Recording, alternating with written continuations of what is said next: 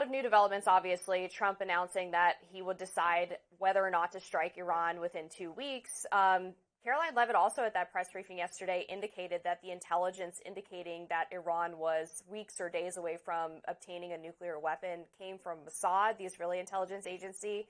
Obviously, that was different than what we heard in March back from Director of National Intelligence Tulsi Gabbard.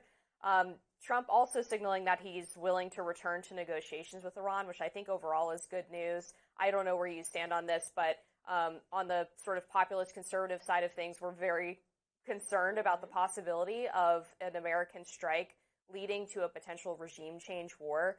So these developments, I think, are generally pretty positive. Well, look, I think that it's interesting that President Trump ran on being a peacemaker, a unifier, someone who was not going to get into a foreign entanglement, so to speak.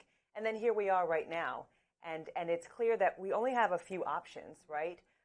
Iran and Israel could go at this themselves. The U.S. could get involved with no known consequences. It's just we don't know what's going to happen if the U.S. starts to get involved, as we have seen with wars in the past.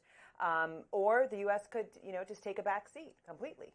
So I don't know if we have a ton of options here. And I think that it's interesting that President Trump has given maybe a yellow light, maybe not a full green light, but done the dance with Israel. And they have seen that it's not a clear no. And now we're in this position.